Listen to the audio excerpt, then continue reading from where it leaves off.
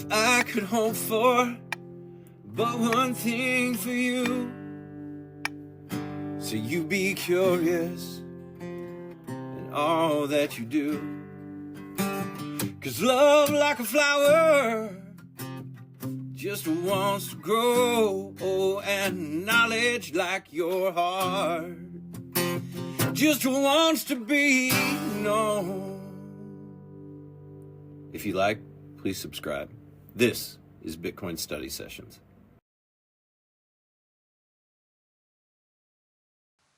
Today, Lucas and I are continuing our studies of broken money, why our financial system is failing us, and how we can make it better. We're on to chapters 12 and 13, which, kind of broadly speaking, as we're going to discuss, are about the geopolitical effects of the U.S. operating as the world reserve currency, how it's negative for both the U.S. and the world, and kind of we get some premonition at the end that Bitcoin might be the solution to this global reserve asset problem. So I'll do what I do usually and kind of give a summary of the book up until this point, and a little bit more in-depth summary of what we're going to discuss today, and then Lucas and I will hash it out. So we're on to part 3, but we began this book, part 1. Alden asked the question, what is money? Sometimes it has been a commodity historically, like gold, based on the characteristics, scarcity, portability, divisibility. Sometimes it's just been credit, doing something for someone for a favor, a deferral of payment. Underlying both those theories, Alden concluded, is that money is a ledger. Both commodity and credit depend on an underlying idea of an abstract ledger, a way to maintain a record of ownership and transactions. That brought us to part 2 of the book, The Birth of Banks.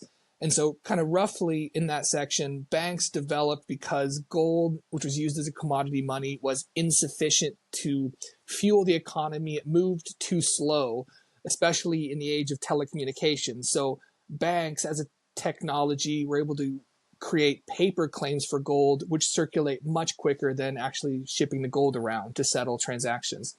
This had a lot of secondary effects, like the expansion of credit through fractional reserve banking, where banks maintain only a small amount of the reserves they have, and the rest they lend out as paper claims on the deposits, which leads to centralization and banks being backstopped by a central bank. Then we moved on to part 3, where we are at today. The first part of part 3 we discussed last time. Part 3 is the rise and fall of global monetary orders. So we're getting into a geopolitical framework here. Last time we got kind of the 3 frameworks that bring us to today, where there was the pre-1944 global monetary framework, which was kind of gold standard, broadly speaking. Then there was 1944 to 1971. That's the Bretton Woods system, which is the dollar pegged to gold, and then the dollar being the reserve asset. And then in 1971, there's the Nixon shock, where Nixon ended redeemability of the dollar for gold. And shortly thereafter that, we arrive at the petrodollar system, which is, roughly speaking, the system we have today, where Saudi Arabia requires paying for their oil in dollars. All countries need oil, so they stack dollars in the form usually of U.S. treasuries, and then the dollar is kind of loosely backed by oil. So that gets us to today, the latter part of part 3, the rise and fall of global monetary orders. And we're really kind of coming to head on the geopolitical and political aspect of a global monetary order, the reserve asset. So chapter 12 is called Pushing Chaos to the Peripheries. The peripheries is the developing world, and the chaos that is being pushed there is kind of the worst consequences of our fiat-based monetary system, where the dollar is not pegged to anything and it's the reserve asset under the petrodollar system. So like the using fiat as a reserve asset has a lot of volatility. The developed world mitigates that by shifting a lot of the worst consequences onto the developing world. It's, as Alden describes it, kind of a neo-colonialism, a new form of colonialism that's an extension of the way that the developed world was predatory on the developing world in the past. So there's really 3 ways that this happens, that chaos is pushed to the peripheries. First, the Federal Reserve System. The U.S. has the world reserve currency, and the Fed mandate is really about maintaining the U.S. the stability of the U.S. financial system. Focused on U.S., it has no mandate to cater to the world at large, except to the extent that affects the U.S. financial system. So U.S. dollar is the world reserve currency, but the Fed that managed that is only focusing on the effects that has on the U.S. So this leads us to export inflation and volatility as much as we can, the negative consequences out to the periphery to other countries. If the Fed strengthens the dollar, this affects developing countries that are in debt because their debt is denominated in dollars. So a stronger dollar means the debt is now more difficult to pay back. If the Fed weakens the dollar, nations with dollar-based savings in the form of treasuries their savings are devalued. Also, of course, individuals that have accrued dollars to save because their own currency is deficient have had their own savings devalued. So that's the first way that chaos is pushed to the periphery, through the Federal Reserve System that focuses on the U.S. The second way is through the IMF and the World Bank, which are two institutions that were created in 1944 as part of the Bretton Woods system, nominally to help kind of developing countries, help all countries, but really the emphasis was to help those that needed help with balance of payment issues, which is what the IMF did, and the World Bank then helping funding infrastructure, the development of infrastructure projects. However, these two institutions are controlled by the developed countries. They're headquartered in Washington, D.C., of course, close to the locus of U.S. power. The U.S. has veto power. They're often headed by these institutions by European or French officials. So what ends up happening is that the IMF and the World Bank, well-intentioned, end up essentially engaging in predatory lending on an international scale. The loans really meddle, the way the loans are given to developing countries kind of meddle with the sovereignty of these countries and are designed really to change their economies, to redesign them so that they then export to rich countries. So IMF loans and World Bank loans, et cetera, usually entail what's called a structural adjustment, conditions such as increased taxes, higher interest rates, wage ceilings, ending consumer subsidies on food and energy, restrictions on government spending, especially to health care and education, and then favorable legal conditions for multinationals to come in.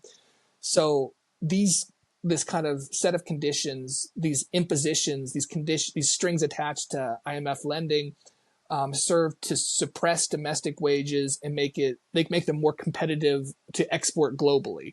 But the effects on these developing countries can be extremely bad.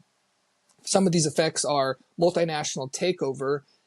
They've kind of restricted local access to credit through these conditions in the loans, even as multinationals are given kind of beneficial conditions to come into the country and take over. It also initiates a cycle of debt. This really is a predatory lending cycle where old loans are repaid by taking out new loans, and they're kind of never paid back, just rolled over. And this is, I think, a really overlooked point, and it's so simple. Loans also end up going back to developed countries. We think, oh, this is great aid going to developing countries. But no, like what happens is, for example, a loan is given for an infrastructure project in a developing country, but then they have to contract with multinational or, companies in the United States or Europe, somewhere that has the technical capacity to actually carry out and do the infrastructure project. So we loan them money that they then pay back to our companies. These loans under the IMF and World Bank are also pillaged by authoritarian leaders. The money is often siphoned off by corrupt officials in a government, given to their cronies. Even when these people are later deposed or taken out of power, the people of the country are still liable for the debt that has been actually siphoned off to buy large black SUVs for leaders of countries. Even the designated effect is actually perverse of these loans and IMF and World Bank meddling. They reshape economies to be export driven, which is away from a natural diversified economy. An example that Alden gives is, for example, Bangladesh is encouraged to do shrimp farming. Bangladeshis can't even afford the shrimp. It's a luxury item that they're now farming. They shift production away from local agriculture, local products they need. They begin to import basic items and export something for luxury consumption. Then if the shrimp market globally takes a downturn, the Bangladeshis, in order to pay for basic foodstuffs and other items coming in, have to get a new loan from the IMF. A really good Alden cites Alex Gladstein's book, Hidden Repression, how the IMF and World Bank sell exploitation as development, and that's kind of the canonical read on this subject. Definitely worth a look. The third way, so we have the Federal Reserve System focusing on the US, the IMF and World Bank doing predatory lending. The third way that chaos is pushed to the peripheries, that colonialism continues as neocolonialism is, well, the third one is literally just like actual colonialism is still going on. Two examples that are given are in the French context. One is Madagascar, which was invaded by the French in 1895, but apparently, and after that invasion, the French then began to tax the Malagasy people to pay for their own invasion, to recoup their costs, and also to pay for infrastructure that they told the Malagasy people they needed. Evidently, the French are still receiving payments from their colonial endeavor, on the payments in the form of that they call a loan, but which is actually their past colonialism. Another example is the CFA, the CFA franc countries in Western and Central Africa. The CFA franc is also an old colonial project of the French. It was a money that was managed by the French that was initially pegged to the franc and now to the euro. France still essentially kind of engages in overseas, manipulates, manages the monetary policies of these nominally sovereign nations, collects fees for that, stores their foreign reserves, leaders in these countries that are anti-CFA in the past have been kind of met with violent ends. Alden notes. So the summary of this chapter, to quote Alden, the current global financial system, helps keep people in developing countries in a state of constant development, dependency, and ever-rising debt, while structuring their economies around serving the wealthy and developed countries rather than optimizing for self-sufficiency and well-roundedness. So that's how the US dollar as the world reserve asset tends to push chaos to the peripheries through these institutions. Chapter 13 is heavy is the head that wears the crown. And so that's a reference to the burden that the US has as the issuer of the world reserve currency, the dollar. So it's going to having a world reserve currency, having a currency serve as like the world reserve asset, both hurts those countries on the periphery, developing countries, and also hurts the US. So this refers to the negative aspects being the issue of the world reserve currency. We even saw it when the dollar was pegged to gold under the Bretton Woods system, 1944 to 1971. Gold fled the country due to the US redeeming our issuance of dollars for gold. Now, even in the unpegged petrodollar system, where we have pure fiat as the world reserve currency, supported by the Saudis accepting dollars for gold. So Alden here gives, I just want to take a step back and say, in this chapter, to describe the negative effects of the U.S. issuing the world reserve currency, Alden gives a lot of definition of economic terms that I'm not going to go into. I'm going to try to give a really simplified, broad description. Basically, the world is hungry for dollars when it's the world reserve asset. So this introduces a monetary premium on the dollar. Dollars are desired. Other countries need them for commerce, to buy oil, for example. So the dollar is now strong enough that the U.S., we can just print money to buy all that we need and import things that we need, buy them with, send out U.S. dollars, get back goods, rather than have to create them here domestically. This having a monetary premium on the U.S. dollar in this way also just simply makes U.S. exports less competitive because U.S. wages are, people in the U.S. Are gaining more in wages, and so it's less value. It's less competitive for them to produce these products, especially because we can import them so cheaply because other countries need dollars for oil and for the liquidity of global commerce. This leads to, over the long run, a structural trade deficit. We print dollars to buy Chinese goods, which depreciate in value. For the countries that are receiving dollars, usually in the form of treasuries, they can also diversify into U.S. real estate, U.S. equities. And so foreign holders of U.S. assets increases, which means that the future U.S. income streams from those assets decrease for domestic persons. So the result of this kind of is that U.S. has geopolitical strength. We issue this reserve asset. We can maintain military bases abroad.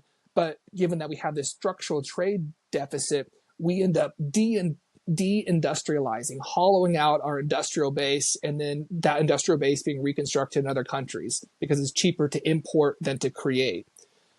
This leads also to anger in the working class, a rise of populism. We can ask cui bono, who benefits? Other industries grow domestically that are not industrial, so to speak, those that have high margin and a domestic monopoly, and so don't need to worry about cheap imports. That tends to be, Alden mentions, finance, government, defense, technology, healthcare, whereas blue-collar jobs then end up being kind of sent overseas, abroad. So to summarize, to quote Alden, the past 50 years can be described as a period of dominion for United States elites, which came at the expense of liberty and domestic economic vibrancy for the majority. United States, the empire, quote unquote, grew while United States, the country, stagnated. And this was largely a bipartisan phenomenon. As a result, we have hundreds of foreign military bases while our domestic infrastructure is aging. We can win practically any naval battle while we fall behind the rest of the developed world in terms of education. We actively engage with China in a great power competition while relying heavily on importing Chinese-made goods to finance our consumption. So to focus on what you said there, United States the empire versus United States the country. United States the empire is that which engaged in the war on terror, in which we invade Iraq, which has no connection to 9/11, in which we do that with lots of popular support because the United States, as the issuer of the world reserve currency, can simply print money rather than directly tax its citizens. Alden quotes somebody who gave congressional testimony who called these credit card wars that are financed through a congressional mechanism that does not require offsets in the budget. So United States, the empire, can print money to fund questionable endeavors like the war on terror as it occurred in Iraq. We then also kind of see this empire decaying nowadays. Maybe we feel it, but the way that Alden describes it more objectively is how China is subverting it. China declares in 2013 that it's not in their interest to stack dollars to hold U.S. treasuries. Instead, they launched something called the Belt and Road Initiative, which is kind of their attempt to engage in neo-colonialism and mimic the IMF and World Bank. China is now going to do a type of predatory lending, one might say, financing projects in developing countries with lots of strings attached about future usage of the projects, usually infrastructure that they're sponsoring, that they're funding. Also, China benefits by industrializing even as U.S. industry is hollowed out. So the summary is that U.S. overall, U.S. is now defending all these trade routes around the world with its powerful navy, while China conducts the most trade through these routes. So Alden does give some prescription as to what should happen. When she says we should pull back from United States, the empire, and emphasize United States, the country. And she even goes as far as to say that we should get rid of the dollar reserve, the dollar having this reserve currency status. To quote Alden, losing dollar hegemony at this point would harm special interests in the United States, would reduce the country's imperial reach, and would require a shift of priorities, but ultimately it would lead toward a more natural and balanced global economy and provide the opportunity for U.S. domestic revitalization. Can another country even issue the reserve currency? What happens if the U.S. steps back? Europe seems insufficient to the task. Alden notes they have insufficient kind of energy independence. China also doesn't seem up to the task. They have a weak rule of law. People don't trust the CCP to manage the global reserve currency. Does the world, though, need a reserve currency? What it needs, Alden says, as she ends this chapter, is a neutral reserve asset that has natural scarcity and that is not issued by a government, and that we might take to be a nod to Bitcoin. So to toss it over to you, Lucas, the question I was left with, exiting this chapter, like Alden, it really gestures toward a multipolar world. It uses that word multipolar. I mean, do you think that the U.S., there's a lot of people who like the idea of U.S. as an empire, like dollar dominance. I think even Trump seems mixed. He wants a strong dollar, even as he does endorse more populist sentiments of wanting to revitalize domestically. So what do you think about that idea of refocusing on United States, the country, versus United States, the empire, maybe even to the extent of sacrificing U.S. dollar hegemony? Having the world's reserve currency is a good job if you can get it, because breaking it down into a very simple way of conceptualizing it, if I'm the United States and you are every other country in the world who uses the dollar, and we're sitting across the table from each other, and you're knitting socks, or you are writing books, or you are baking pies, or you are making shoes. You make a shoe, I instantly write something on a piece of paper, I hand that to you, and now I take the shoe. And you just accept it. And then you make another shoe. And it takes you 3 hours to make this shoe, and it takes me 3 seconds to write this thing on a piece of paper, and I hand it to you, and you give me the shoe. And when it goes the other way, I have a piece of paper, and I'm like, I'm going to write on this piece of paper for your benefit. I'm going to create a contract, and it's going to take me 30 minutes, and you're going to have to work 15 hours in order to, you're going to have to make 10 pairs of shoes or something like that in order for me to exchange that for you. So it creates this obviously beneficial for the kingdom, for the empire that has it. It creates this ability to not have to spend time in the same manner that other participants have to spend time in order to acquire goods and acquire services.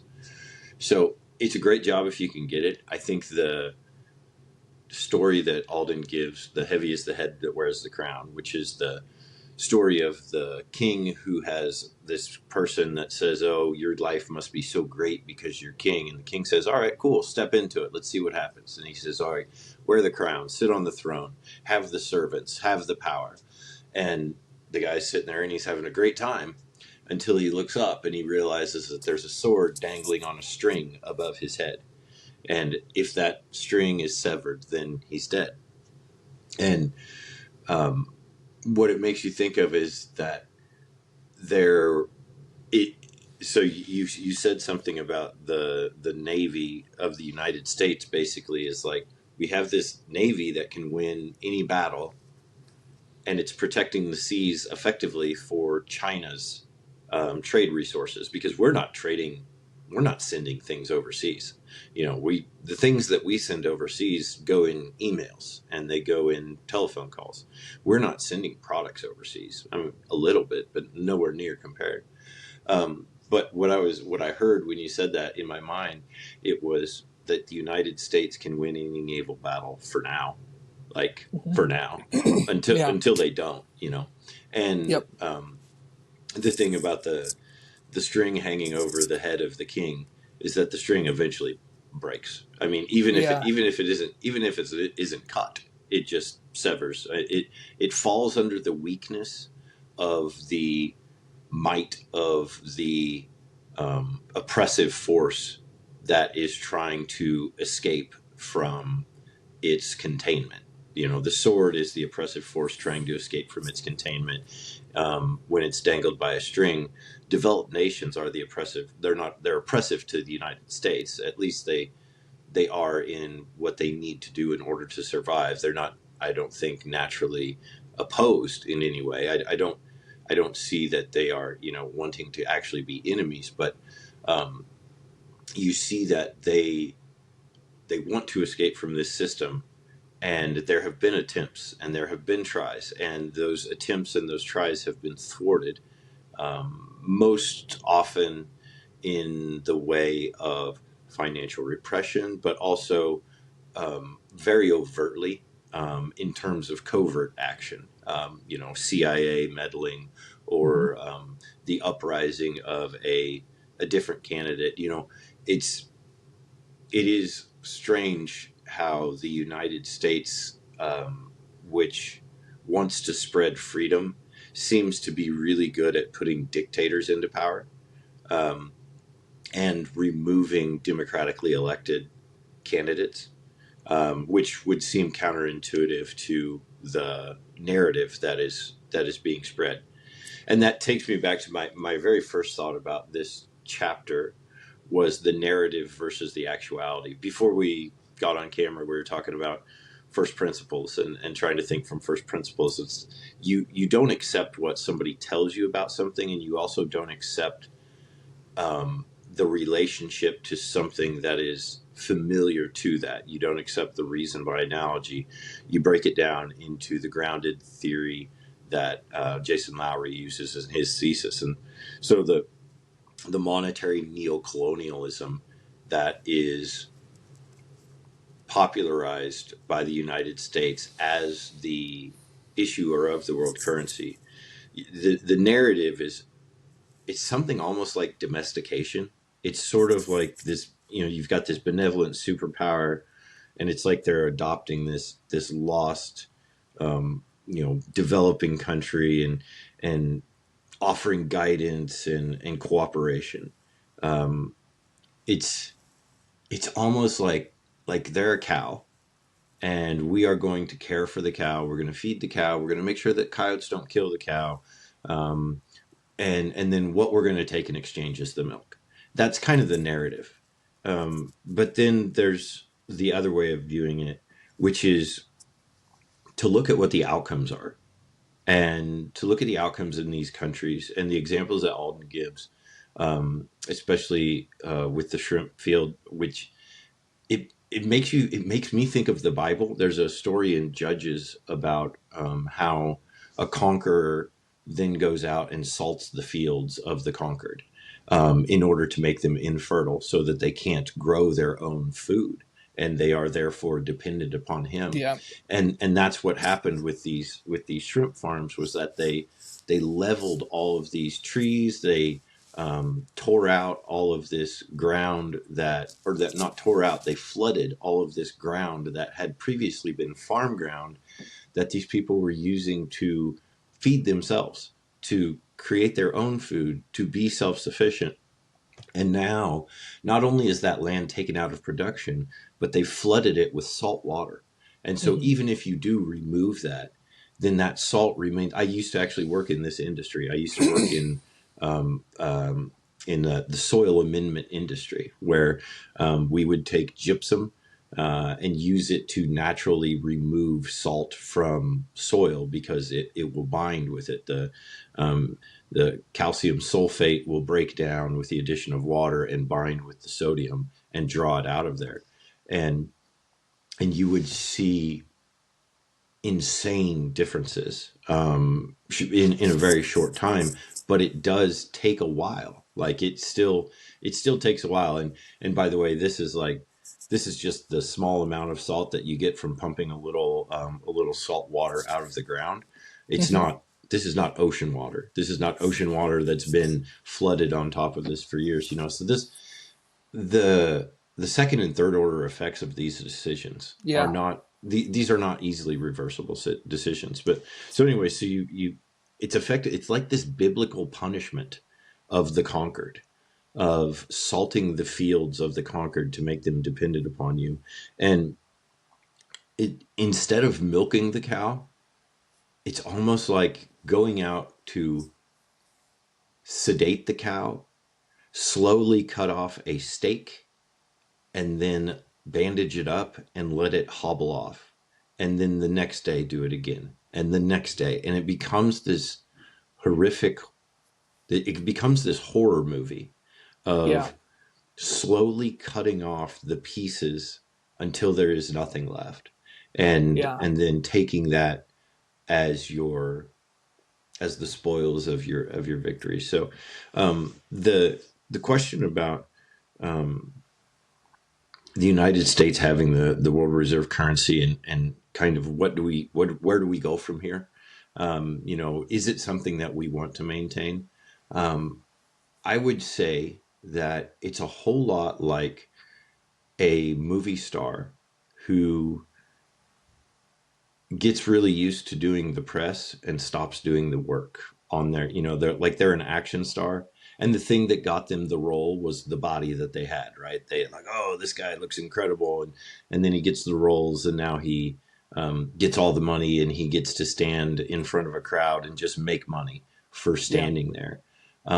But when he abandons going to the gym, when he stops doing the work, when he stops maintaining the body, then you only have the last vestiges of the people that don't feel like they have any other choice because they're invested in you. Like it's like, oh, this is the seventh movie in this series. I'm gonna go watch it just because I watched the other six. But by now, Hmm. the superstar is bald and fat and old and wrinkled, and it's not believable the things that they're doing in the movie. But you're just hanging on to it because you're suspending disbelief in order to be a participant in something. Um, I think if I can kind of view it that way, that's sort of how the United States looks right now. Is that, and by the way, our movies reflect this, our media reflects this. If you watch anything that comes out of Hollywood, it's almost always old. It's people that were action stars in the '80s that are still action stars now, and we're revisiting all of these old movies and we're continuing to push this stuff out. Meantime, if you look at what Chinese movies and Chinese media look like, it looks like the stuff we put out in the '80s. It's badass. It's like Red Dawn on steroids with AI, and it's killer, and it's really good stuff, and it's actionable, and it's young, and it's vital, and it's virile, and it's strong. So um, I would say that the way that you look at that dollar dominance and whether or not you want to maintain it is it depends on your time horizon. If you can have that for a while, it's great, but it's never going to last because what we know about money is that the natural money that is hardest will always rise to the top. It doesn't matter what a global hierarchy says, it doesn't matter what they impose. There will be created a natural order whereby that reserve currency, if it's not the strongest, will be repatriated to the country that created it out of nothing, and their shores will be flooded with inflation, much like we see now. So you see other countries that they would much rather invest in United States real estate, United States Hmm. equities, um, United States hard assets. And what that effectively is that we've got a fence and you've got these guys on the outside of the fence just throwing dollars back over into the pool and flooding it in order to get them out of their system and take the means of our production and put that in their portfolio. So it it works against you in two ways. It increases your inflation and it loses your ability to be strong by hollowing out that industrial base, but also literally selling the means of production in exchange for the dollars that you created out of nothing. And by the way, by the time they get back to the United States, you're at the very, very tail end and the worst benefit of the Cantillon effect. It's great when you're selling it to the foreign country as a treasury. That's cool. And then it gets moved around and then it finally gets, it's like, this is the last thing. By now, these dollars are worth so much more less, or worth so much less. And you know that they're worth so much less because you see the price of real estate, especially like farm real estate, you see that skyrocketing.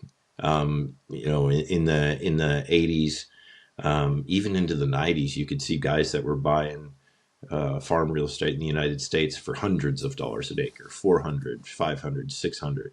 Um, there's a lot of land out where my folks are that sold for 200, 400, something like that, dollars an acre in the '70s and '80s, and now it's 3,000, 4,000. And it's worse in other places. You go up into Iowa and they're selling farm ground for over $20,000 an acre that used to be sold for $1,000 an acre. And so you've had this problem for a long time, and it's existed, and it's getting worse. It's working in that industry. I saw a lot of foreign, mainly Chinese, a lot of foreign purchasing. So yeah, it's. I don't think I know that's a very long-winded answer to your question because I wanted to kind of cover a couple things, but when I think about whether or not it's valuable for the United States to hang on to the dollar as the world reserve currency, I don't know that it's really valuable now. I think we've passed the point of it being valuable because if you frame it in terms of not just can we create money out of thin air and use it to pay people for stuff, if you think about the second and third order effects of what happens with that when it comes back into this country, when we lose our industrial base, when we lose our means of production, then no, I would say that it's certainly not in the best interest of the United States and probably any country to have the world reserve currency now because you have so many options. Yeah. So that is then you're a patriotic American. Is that a vote for the end of American empire? And do you think that that's a problem? Alden frames it as we need to return to United States, the country, revitalized domestically, and end this notion of United States, the empire. And she quotes or refers to Natalie Smolinski, who is a Bitcoin commentator, an anthropologist, and who kind of says that if you're going to back away from some idea of America the empire, you need to have a story to tell to Americans. People need something to be proud of, and you're not going to be proud of we are a nation in decline, an empire in decline. And so if you want to step back from United States the empire, you need to tell a new story about United States, something else to stand in, give people a positive vision for what the future is going to look like. So I want to, I guess, just press you on that point because I think it gets to the heart of maybe the dilemma that a lot of Americans might feel at hearing this is U.S. dollar hegemony has negative and positive effects. You've went through them. We've talked about them. But U.S. geopolitical hegemony has led to this idea of empire, military bases in other countries, dramatic influence around the world. Is that something that a patriotic American should be willing to give up? And if so, what is the vision of the future that they're giving it up for? And just to complexify it a bit too, I think Trump has been a little bit schizophrenic on this, maybe seeing that he's walking a tightrope because on one hand, he's talking about like acquiring Greenland and the Panama Canal, these kind of seemingly imperial endeavors. He also talks about, he chastises BRICS for wanting to introduce a new currency. So he can seem a bit imperialist, even as he was definitely the less imperialist candidate in the elections. So what do you think about what is the new story for America if we step back from America the empire, and can a patriotic American do that? Yeah, I'm a patriotic American, but I'm probably not the definition of what most people would think a patriotic American is. I think that term patriotism has really been bastardized to mean that you will support and enable propaganda and that you will support and enable almost like addictive type behavior from your country. So if I think about like, am I a loving son? And I think about my father, like I am a loving son to my father because I want him to be strong. I want him to be healthy, and therefore I I will encourage him to do those things that make him healthy, as opposed to like basically it's like, do I want to listen to the stories of the strength of your youth, or do I want to see you be strong now? I don't want to enable the reminiscing and the rumination of America as the empire at at the cost of the planning and the sacrifice that needs to be made for America, the country, to be strong. So I agree entirely, and I disagree with Trump's stance on some of the, I think he's ill informed. I think that, and it's fun to say this because you can say this now, and it can probably be true. I think there's a whole lot of people that understand how the monetary system works and what you can and can't do with it, much better than Trump and some of the people that are around him to advise. I do think that he has some really good people, but you can't on one hand promote a strategic Bitcoin reserve and on the other hand say that the United States dollar is going to maintain strength as the world reserve currency. Because if you promote the United States as the world currency, then you're trying to fight against the inevitability of a superior technology that is taking over, regardless of what you think about it. Like war is not, what is it? The quote is that you may not be interested in war, but war is interested in you. And Bitcoin is war. If you look at it from Lowry's perspective, you don't have to be interested in it. You don't have to show it strength. You don't have to support it. It's just taking over. It's just eating things. It's just removing the competition and, like the strangler vine, coming up upon all of the competitors and running over them in the manner that a bulldozer runs over an ant. It is inconsequential. Tick-tock, next block, this train never stops. And those are these fun little sayings that we have, but it is true. Like, nothing is stopping this. And so this is posturing. It's ill-informed posturing. It is, I think, probably What specifically is posturing? saying that the United States is going to maintain the strength of the dollar, that, you can't, BRICS is not going to happen, that you're not going to, like, BRICS is going to happen, or something like BRICS is going to happen, or the whole system just devolves and countries no longer feel like they need to have all of these political allies and political ties, because you don't need that to maintain a currency anymore. You have something that maintains itself. It doesn't care. It's supraordinate to all of your laws. It's supraordinate to all of your ideals. It stands on top and it cannot be stopped by your technological attempts. And so, yeah, I just don't think that there is a whole lot of congruence between the things that Trump and that administration is saying with regard to attempting to maintain the dollar's position at the top of the pile. I also just don't think it's useful. I really don't think it's useful to the United States. You can make the argument that there's a political advantage to be gained by doing that, because you can probably fool the world and you can probably you might be able to even push out some strength for the next 2 years and make sure that you're in a good position to win the midterm elections. But I was thinking of it in my mind last night. I was thinking about the Germany in the 1930s and the Thousand-Year Reich, right? This vision of 1,000 years for this country. Obviously, there were some things that went wrong, but if you're thinking long term, then you're going to do things long term for your country.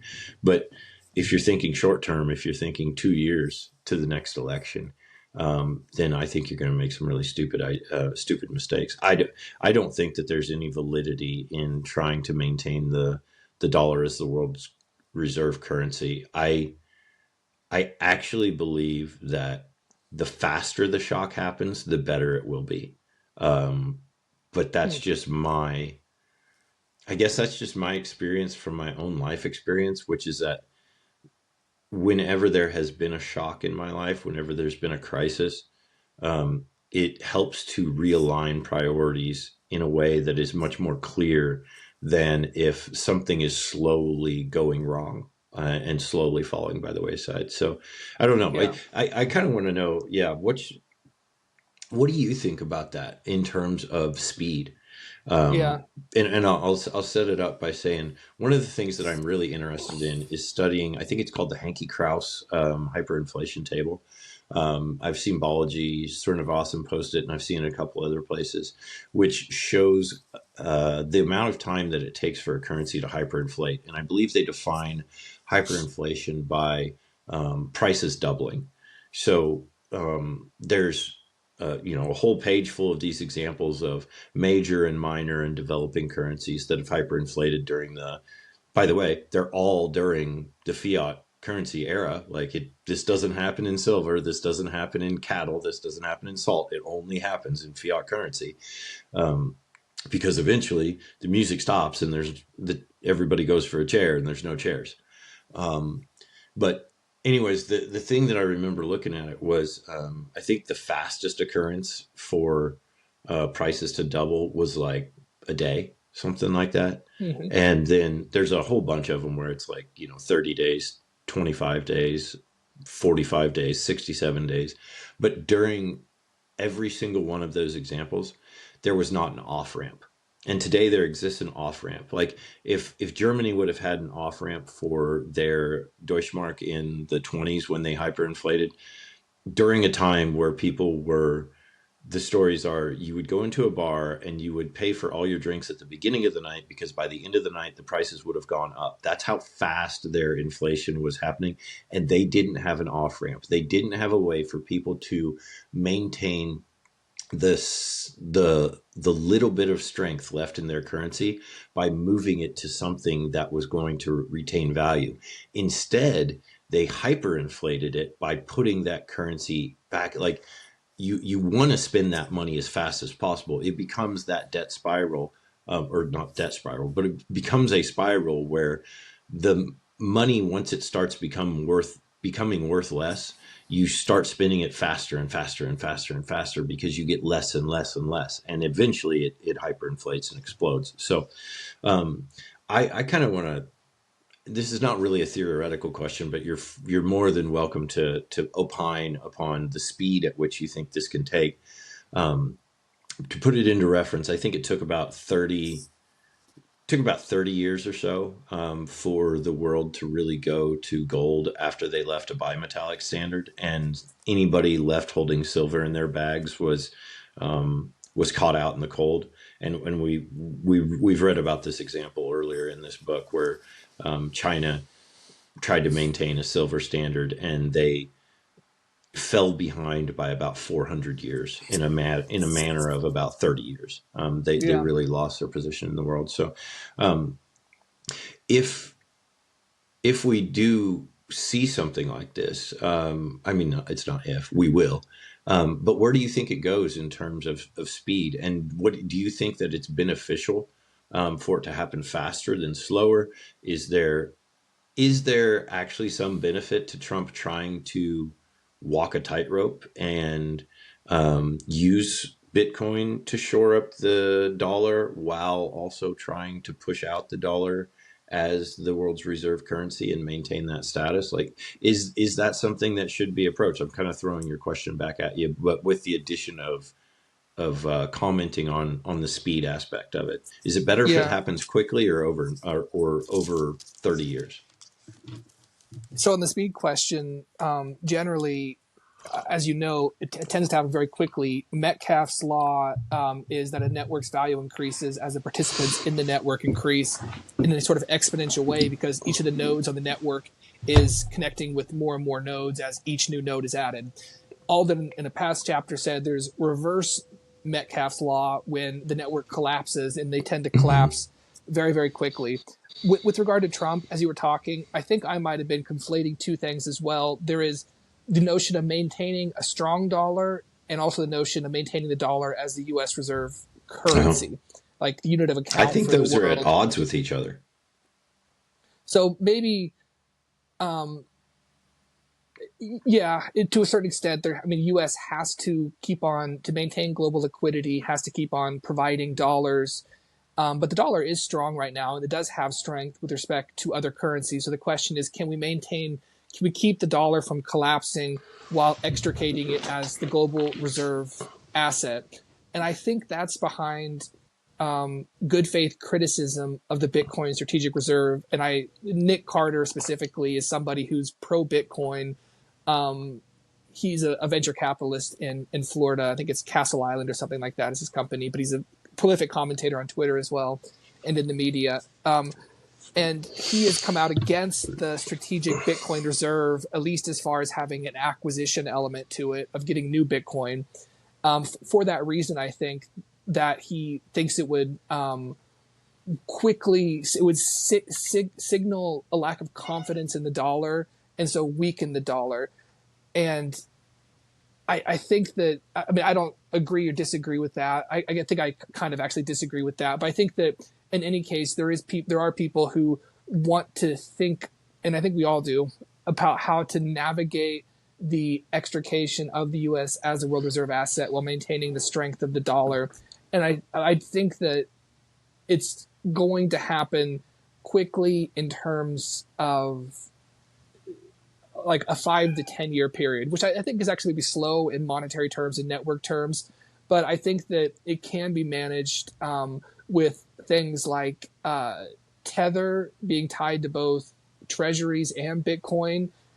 So things that tie the dollar to Bitcoin, I think, are going to help us transition to more Bitcoin usage while maintaining the strength of the dollar. Something like that. I don't know if that answers your question, but I think that the goal is to maintain the strength of the dollar to a certain extent while extricating it as a global reserve currency.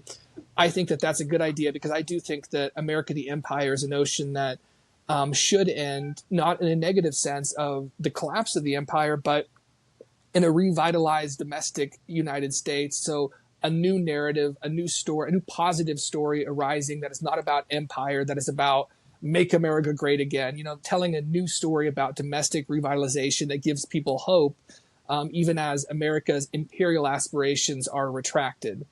So I guess I see that as the twin goal, is extricating the U.S. currency from reserve status and also pulling back from imperial aspiration, both of those connected. And I think both of those pointing towards a positive future and things that can be managed, I guess. I want to, I don't know, I'm not pushing back, but I am going to challenge. I don't think that the dollar is strong. I think the dollar is at the weakest it's probably ever been in history, and continuing to get weaker. It just appears to be strong because it's being compared to a basket of other currencies. But if we compare it to things that are less changing, like a house or the cost of farm real estate or the cost of Bitcoin, it would appear that the dollar is actually at or near the weakest it's ever been.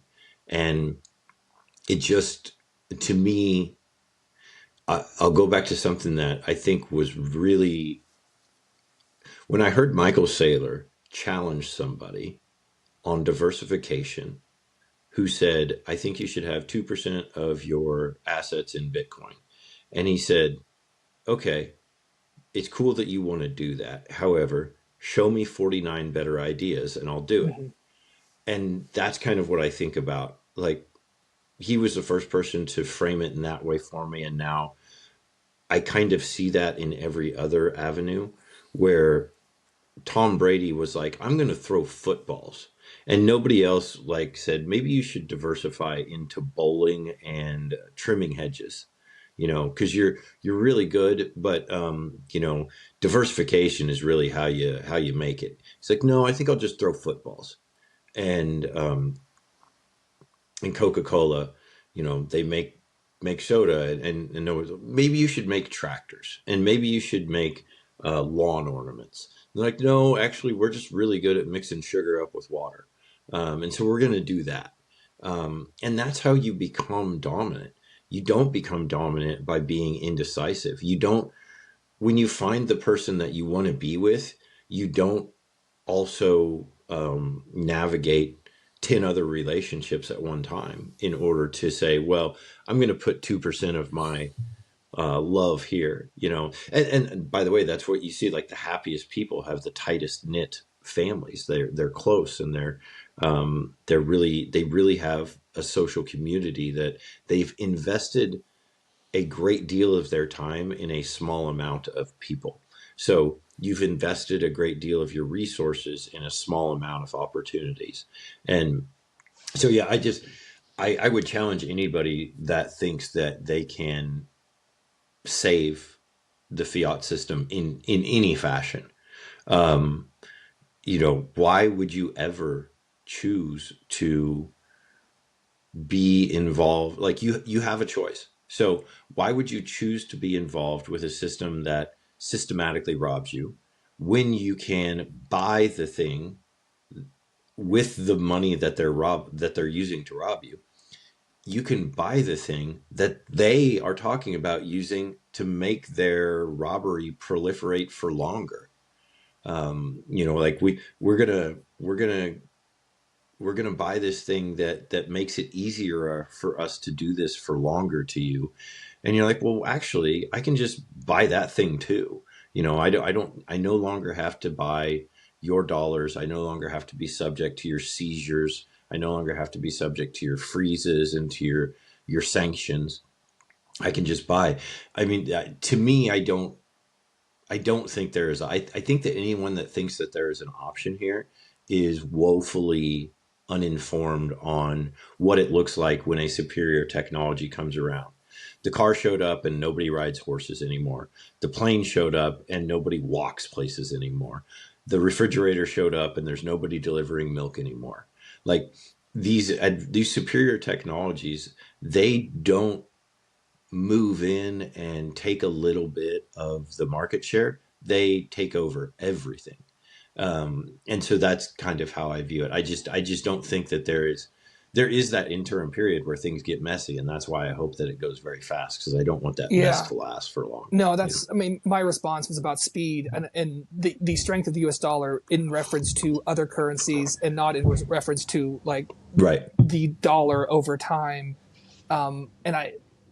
So I just don't think that speed and decline, I mean, there is like pulling the Band-Aid off quickly, but not, that's, the financial system is designed around the US dollar, and it's going to take some time, not centuries, but not days either, to redesign it, reincorporate it, build faith in the new system. And so I agree that superior technology over time wins, but I think that the U.S. should. Alden gives this metaphor, or it says pivot from a place of strength rather than weakness. And I think that means that she gives this other metaphor of the U.S. right now through the structural deficit is like a boxer taking punches. The damage is accruing. And not feeling it. Yep. Yeah, and you're not feeling it until such a point as you just kind of collapse. And so I don't think that collapse is what should happen. I think we should decelerate the decline in order to ramp up the future, which I do think is, a Bitcoin standard. But I think that comes with the U.S. can manage its transition to it in a way that maintains the strength of the dollar in the sense of not completely devastating people who have invested their lives in some savings tech related to the dollar. Not everybody's full in on Bitcoin, and there needs to be and there doesn't need to be, but it would be good if the U.S. in some way, I think, could help manage a transition that was not sudden and overnight, that didn't go from hyperinflating the U.S. dollar to grasping onto Bitcoin, that there was pivoting from strength to manage imperial retraction and the dollar's relative strength while we adopt new tech. So I guess I don't think that speed is necessarily what we want to endorse, except that, on a modest time frame, we want to pivot to something new, if that makes sense, kind of a mishmash, mealy-mouthed, moderate position. Yeah, I think I don't know. I just think that's I think that's a nice political answer. I In terms of when I think about what the United States is maybe proposing to try to do with this, it seems as though you're trying to slowly manipulate the market. And when you manipulate the market, what you do is you send the wrong signals to producers and consumers. Producers produce things that shouldn't be produced, and they don't produce things that should be. And consumers obviously are unable to buy the things they need, and they are able to buy things they don't need. And the consequences of poor signals to the market last for generations. And so that's where I just maybe to stand on a bit of like a moral high horse is to be able to say, I want it to happen immediately and fast, not for my own personal benefit, but because by doing so, you will actually have a clear signal from the market, and that market will tell you what where is the opportunity. And this leads to a question that I wanted to ask you, which was, when we have the system that we do, which is the dollar system that is exporting our industrial base to other countries, and it creates the United States as the service and technology sector, where we have all of these very high margin industries, finance, accounting, healthcare, things like that. One of the problems with that, so there's one view that I have towards this, and there's one quote that I think is really prescient in terms of taking a look at it. The quote is Jeff Bezos, who says that your margin is my opportunity. And um, the mindset that I have now is, when I look at industries that have a high margin, I look at the I look I look for them to be most rapidly disrupted. And the reason being is that the higher the margin, the greater the opportunity. So if you're a safe cracker, and you know that this safe on the left has $1 trillion in it, and this safe on the right has $500 in it, you're going to spend your time trying to crack the $1 trillion safe, because there's a higher benefit ratio there. Your cost to benefit ratio, because it's going to take you the same time pretty much to knock those things out. So um, I also, by the way, I think that this is my own little pet philosophy. But I think that any industry where you see giant billboards of fat guys and bleach blonde girls, who are promoting that specific sector, that one's going to get disrupted. And across the nation, having traveled, that's real estate right now, and real estate's getting crushed. You had the ruling that takes away I believe it's like the buyer's premium, because they were like, well, this is ridiculous. Like, you don't need to get paid 3% for doing literally nothing all the time. Um, and you just see everybody. It's like, it turns out everybody's a real estate agent now. Like, everybody's a real estate agent now. Everybody, oh, I'm going to go get my real estate license. Why? Well, it's because it's a really high margin opportunity that you don't really have to do a whole lot for. You don't have to know a whole lot about. You can just kind of get in there and know some people, and then make a lot of money. So, anyways, to round it back, is that there's, I think, ample reason to believe that the high margin industries of the United States are going to be the next casualty of our dollar reserve system, where first we lost the industrial base, and that industrial base created this high margin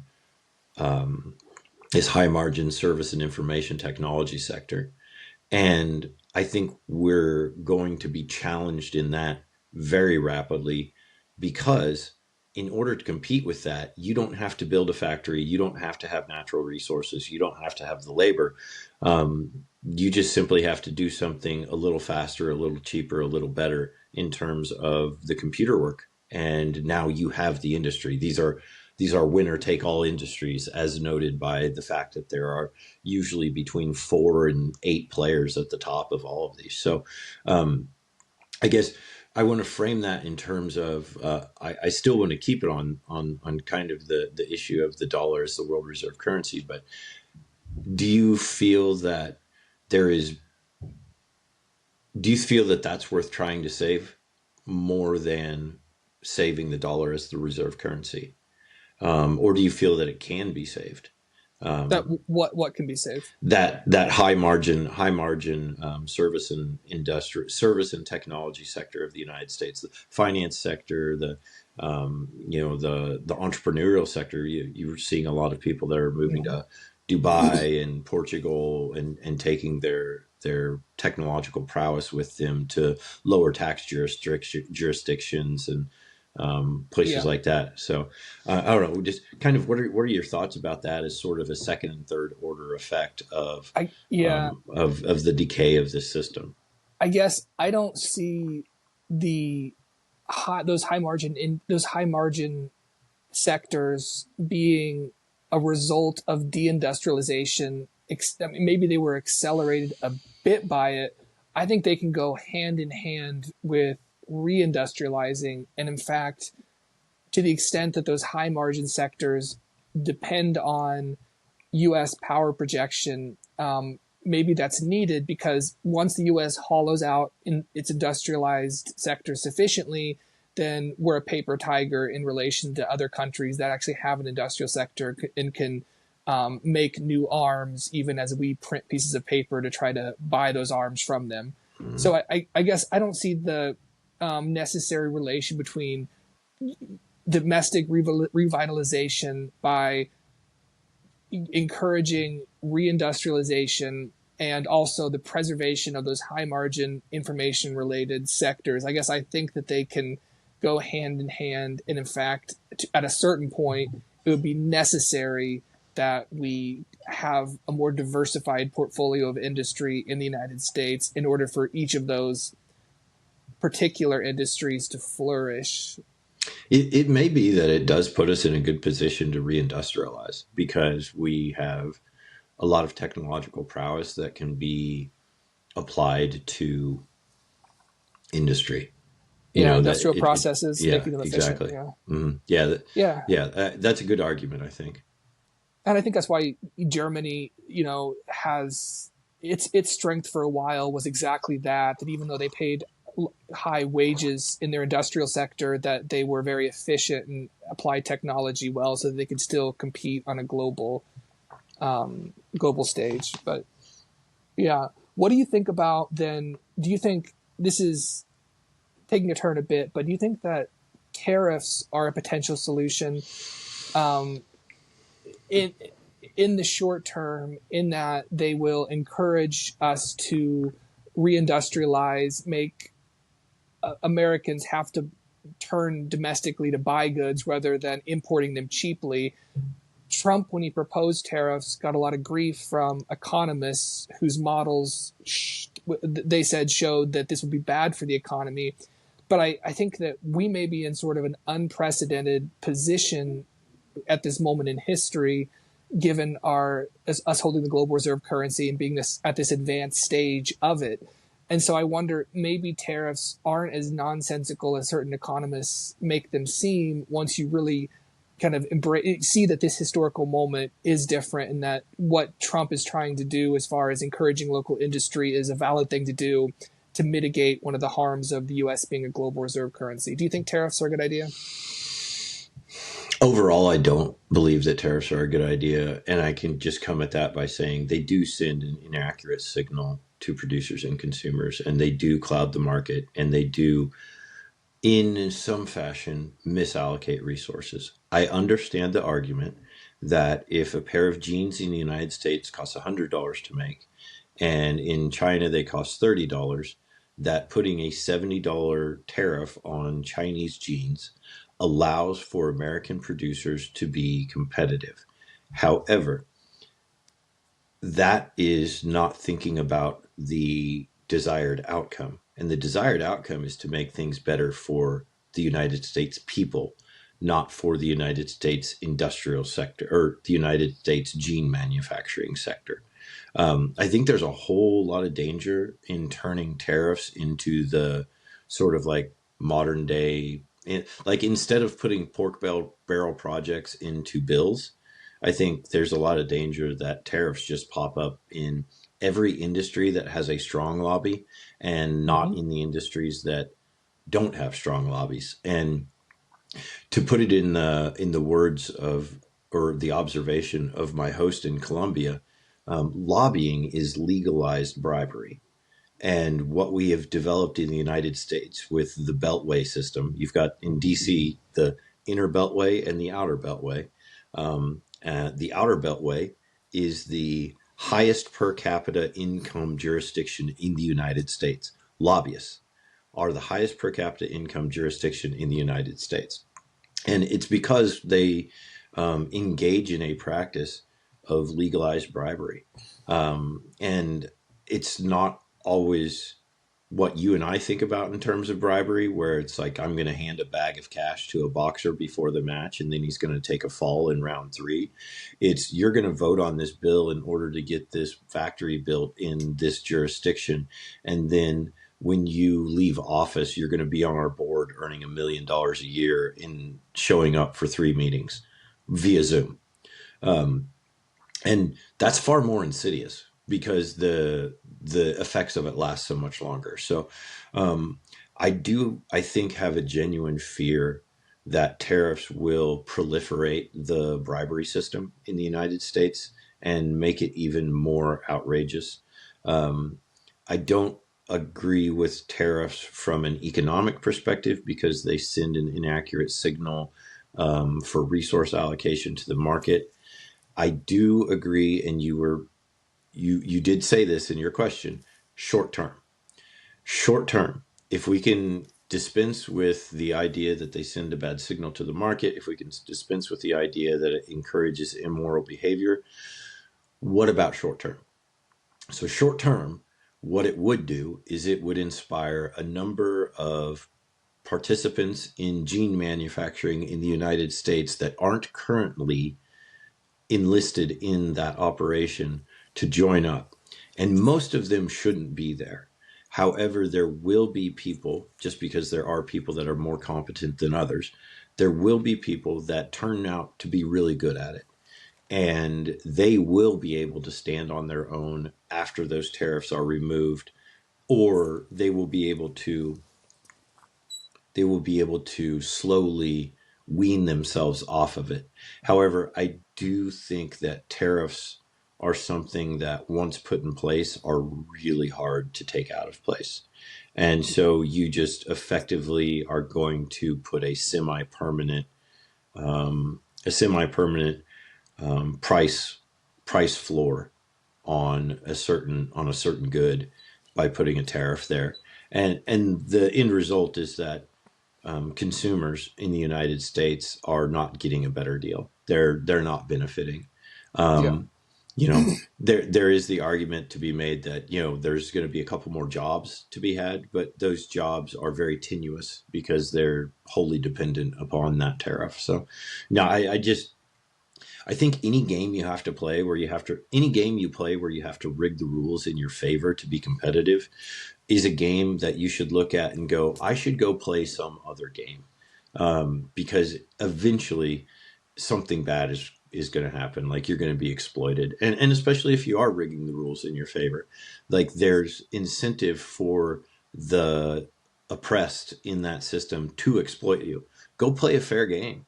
Go play a fair game where the incentive is for everybody to just do well for themselves, and you're not the heavy head wearing the crown. So Yeah. I guess that's kind of how I think about that. No, I don't disagree. I would note 2 things maybe to steelman the tariff argument. One is you gave gene manufacturer, but we could replace that with like high-tech components or something. Yeah. So there's national security concerns. Yep. Yeah, there's industries that are vital to national security and our advancement into the future, et cetera. Also, that tariffs send inaccurate signals. I think people would respond that we are already in a managed system that is sending very inaccurate signals. And so we're sending a strong signal to try to reorient it. There's already people who exploit the arbitrage that U.S. as a reserve currency. People domestically, they import a bunch of cheap products and sell them. And so they're exploiting the false signal that is sent by the U.S. having this global reserve status. And so tariffs, again, a shock in the opposite direction. And not to endorse that. I mean, we don't live in a free market. We live in a free market system with a bunch of already inaccurate signals being sent for political reasons. And so it's a valid thing, I think, for people to lobby for their own signal to be sent in a certain sense. That, to me, is an argument for 2 wrongs making a right, and it really makes me think of it. Well, it's an argument to not utterly capitulate in the face of other people doing something too. Well, what it makes, I don't know yet. What it makes me think of is that saying it's okay to do something that is bad, but just a different sort of bad. It's to me what that really rings and by the way, this is really popular with the woke side, is that they really like tariffs. They enjoy them, and it's because you know they can send this, they can manipulate markets with them, and Hmm. it makes me think, it really does. The first thought that came to mind when you said that, because I instantly, in my mind, I recognize it as doing something wrong in order to combat doing something else wrong, which is when I look at the woke ideology, is I saw that they were fighting racism with racism, that they were fighting sexism with sexism, they were fighting homophobia with heterophobia.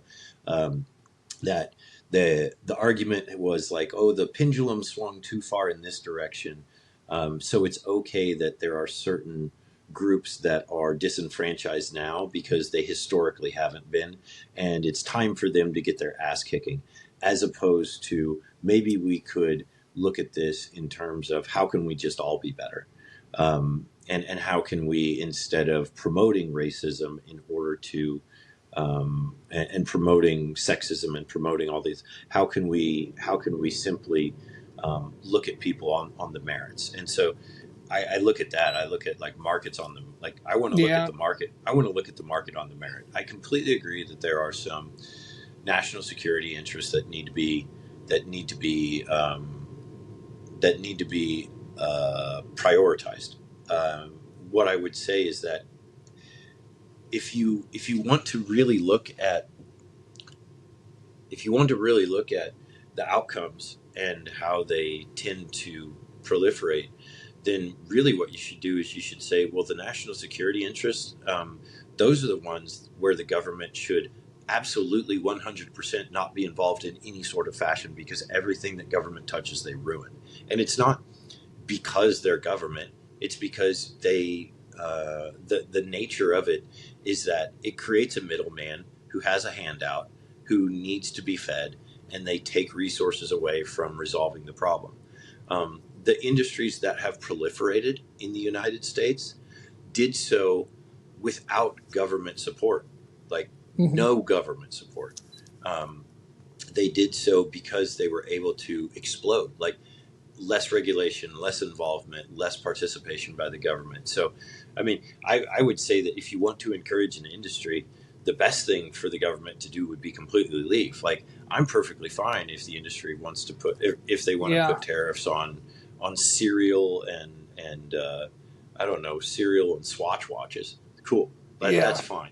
But leave my computer chips alone, Well, I because think you've selected a nice moral high ground to die on, but as a I do. realist, that I mean, people have to operate within the system as it is until the system is different. And it's small sucker to a person who has lost their blue collar job to say, no, the no, no, world we're not going. depends upon the world depends upon unreasonable men. Yeah. You have In to the be long in the unreasonable long to term, break out of the unreasonable system. those people are going to change history. But in the short term, as we transition to a new system, it's like lobbying you posit as an evil, but lobbying for crypto, Bitcoin, and stuff has led to positive changes and has elected a president who is pro Bitcoin. So in the short term, I think people have to be pragmatic and work with the tools that are endemic to the system in order to change the system. I think that unreasonable people in the long term can bring new ideas, but it takes utterly reasonable men to actually move things and get things done. Okay, I can buy some of that. I do think that there's some good. Um, I just want to kill your idealism, choke it to death, and bury it. yeah, That's how that's you're just a.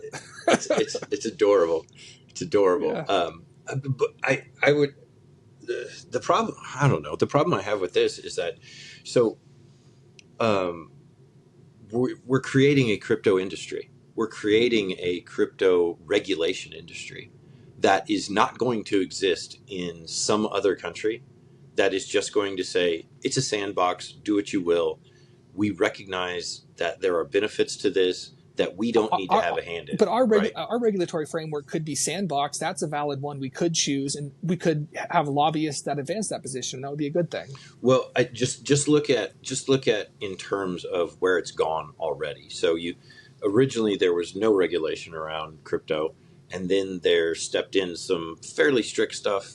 You know, capital gains, pretty ridiculous to pay capital gains on Bitcoin.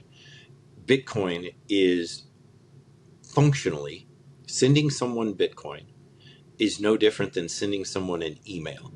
And I don't get taxed on an email. Literally what I'm doing is I am sending a transaction in a digital system that is not necessarily and cannot really be proven to be in the domain of the taxing jurisdiction.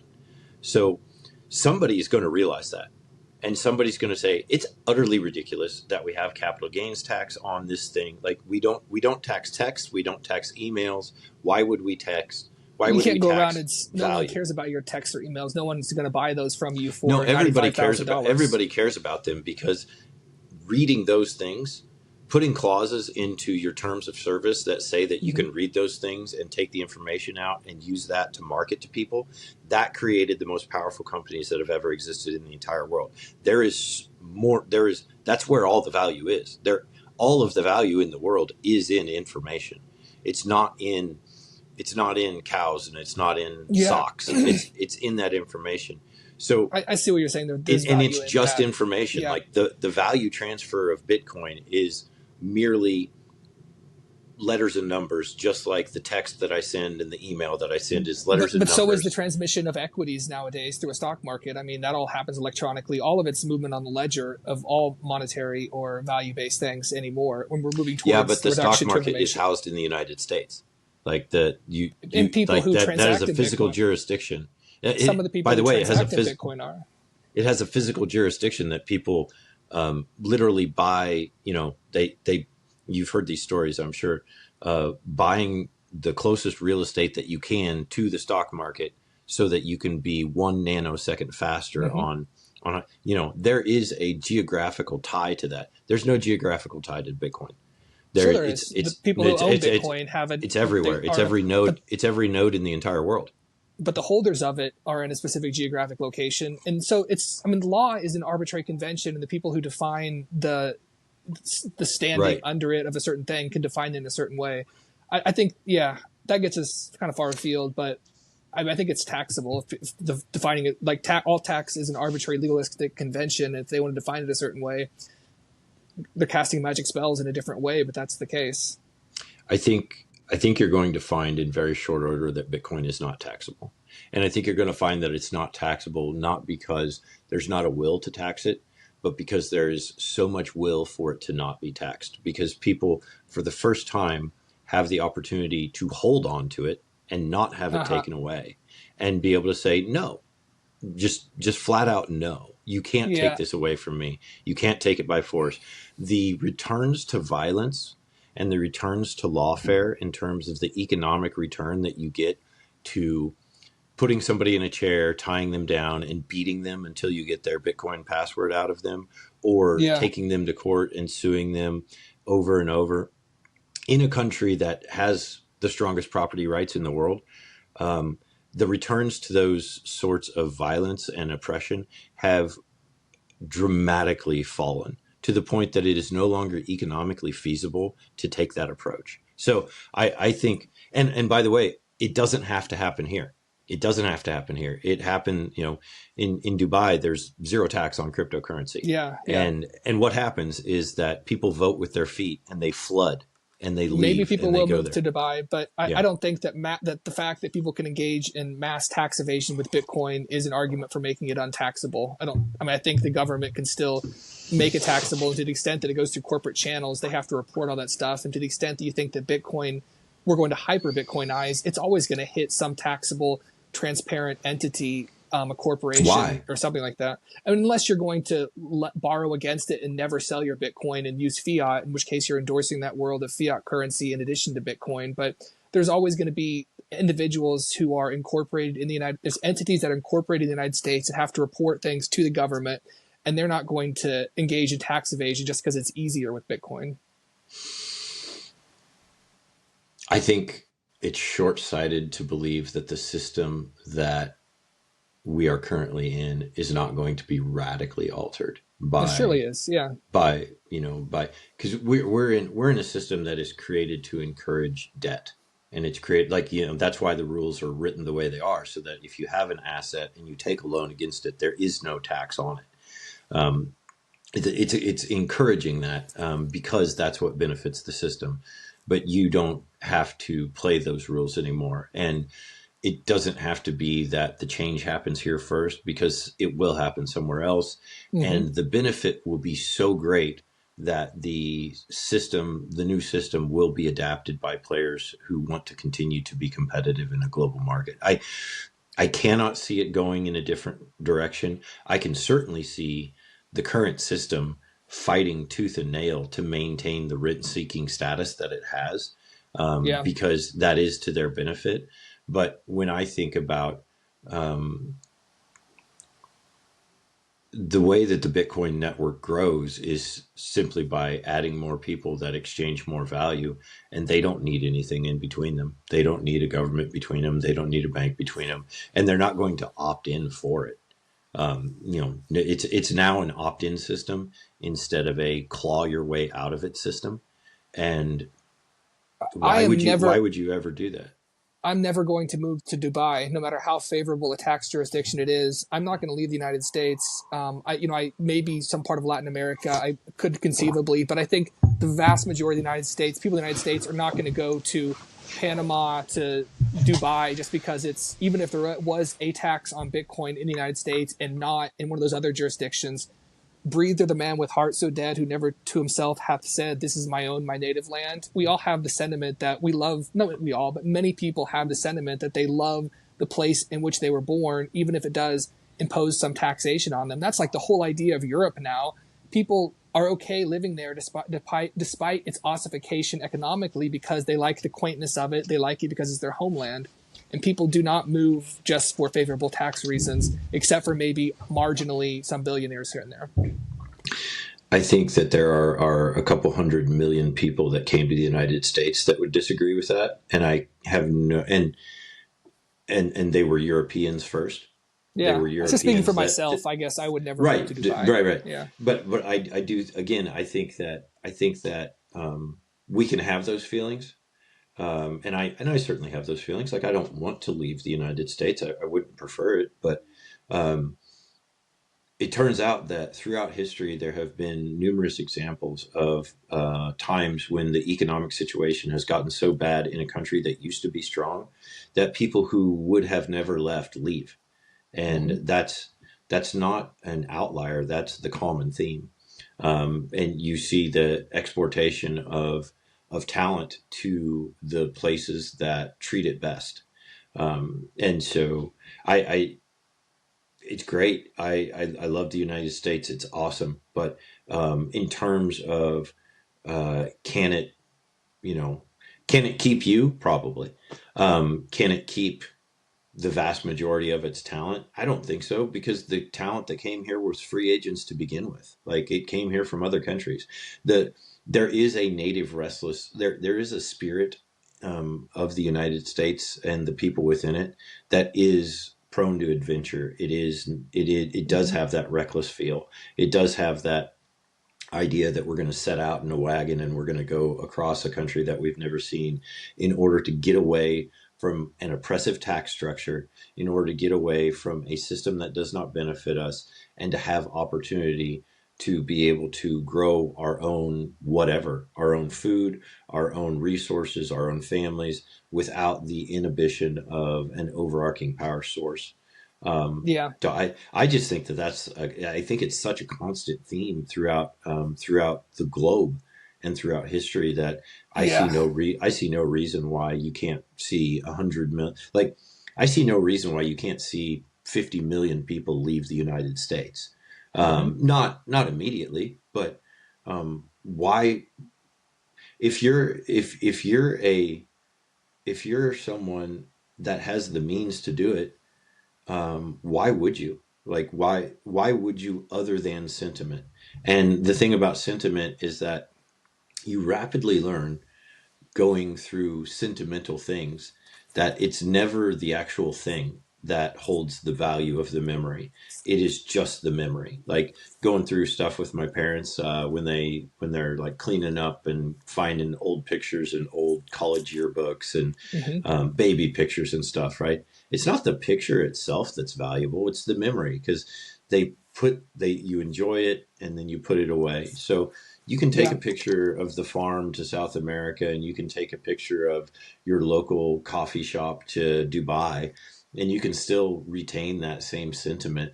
But then you can also live in a place where you aren't constantly under the thumb of what has become up until November a more and more oppressive regime that remains to be seen whether or not it's going to be less oppressive in the future. Yeah. I mean, so I don't know. We're not, I don't know the relative debates, of course, of Dubai. There's lots of talk about their human rights regime not being the best. And of course, there may be many reasons why it's not the perfect sandbox of freedom. But even that aside, there is, I think, bracketing other than sentiment as a reason, like that's the only reason people might want to stay. That's all there is to life is sentiment. There's much more. I mean, there's much more in life than what money can buy, than what Yeah, Bitcoin can buy. And at the end of the day, that's family. That's being close to people you love. And there's yeah, people who are not going to leave. So I think this ties to the question I wanted to end with. Alden says we need to step back from, quote, America the empire and get back to, quote, America the country. hmm, And again, Smolensky's point is there needs to be a positive narrative tied to what that is. What is America the country? How do you define that? What's the story you give it so that people endorse that vision and want to make that great again and actually step back from empire? And so maybe even to put a finer point on that, I mentioned to you before we were talking, Sam Hyde, the comedian, has this video that he taped to Elon Musk. It's relating to the H-1B debate, but it goes much broader, I think, and that there is the idea America the country. Even if we endorse that, there's one subset, Vivek, Elon, others like that, who say America is an idea.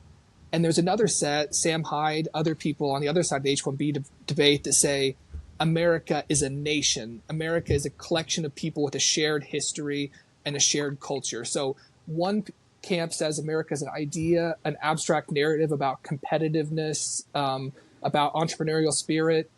The other ones who say America is not inherently about competitiveness. People are more than economic units. People are inherently based and grounded in their culture. They're inherently tied through filial bonds to their family. And, you can have unchosen obligations in life. You can be born into a family where your brother or sister is disabled, and maybe you have a bond or an obligation to them that is unfair, that you can't just jettison, that you have to support them. So what is America? Is America the country, even if we move away from America the empire and endorse America the country to revitalize domestically, do we say America is an idea, or do we say America is a nation, a culture tied to a specific piece of land where people have an identity they did not choose and which is not reducible to them as an economic unit, cashes out in terms of competitiveness and entrepreneurial spirit? I want to give you credit for probably the best question that you've posed during our discussions here, and I think it's the best question because it immediately popped into my mind what I think is a beautiful story in terms of being able to answer it. So maybe it's just that it inspires this, but I want to. I want to weave my way through this a little bit, and I'll upfront state my answer and say that it's both, but one is a consequence of the other.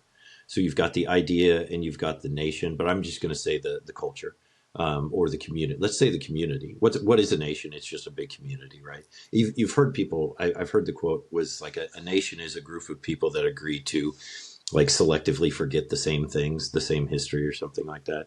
Um, but it's culture. Like I understand the argument. Like, are we a nation of free market, open competitiveness, or are we a nation of free speech and this and that and and guns and football and apple pie and, and, all of these things?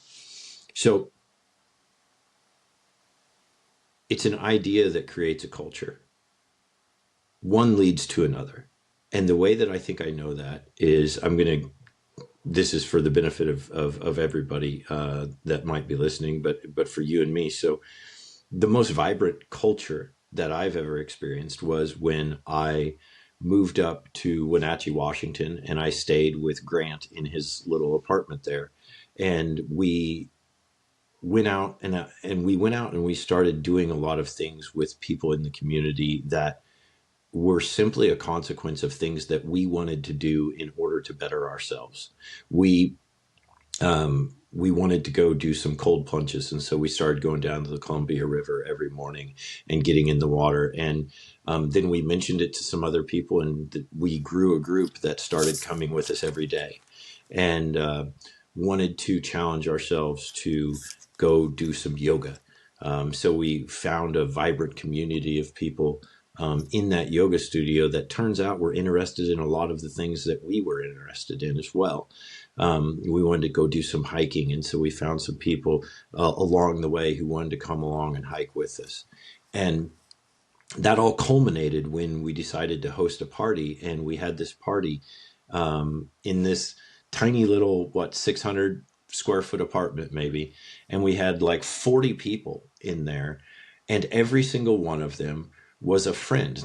None of them were hangers on. None of them were somebody that you didn't want to talk to, and we knew that they were all people that we wanted to talk to and wanted to enjoy, because we got called in for a noise complaint because we were having so much fun.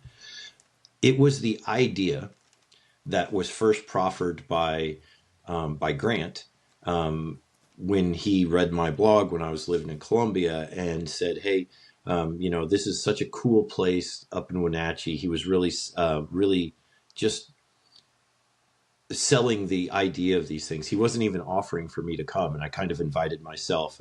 And I said, okay, well, we're both interested in these same sort of things, in bettering ourselves and being competitive with ourselves, in improving ourselves in these other manners. And so let's go do these activities. Let's do the cold plunge. Let's do the exercising. Let's go to the open mic night.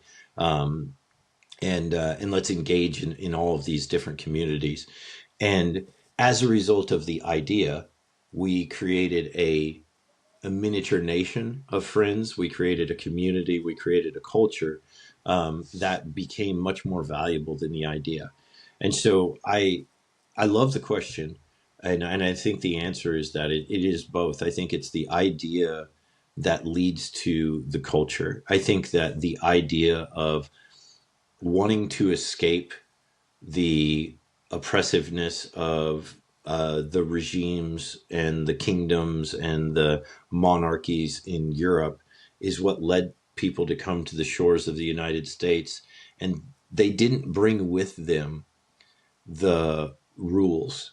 Those rules were made after the Constitution was created, after that idea had planted enough seeds and started to grow such that there was commonalities that were able to be encoded in law, and encoded in rights and natural liberties. So yeah, I think that to answer your question is that it is a beautiful transformation of the idea expressing itself through the culture. Yeah, no, I agree with that. I think that ideas definitely come from the culture, and you have to be in a certain culture for certain ideas to be able to flourish. If you're in communist China, you're not going to be able to do certain things that you can do here due to cultural constraints that place constraints on the ideas that one can have. But I think that that's in the context of the H-1B debate, it was the idea. People who look at America as purely an abstract idea about being free market competitive, they would say you can take somebody from some other nation, drop them in the United States, and they're an American. And people on the culture side say, no, there's actually an enculturation, assimilation aspect where you learn many things about how to be an American, how to respect free speech, how to even maybe just things like how you operate your body in space, your body bubble, the hygiene that you have, how you treat the public spaces that you're in.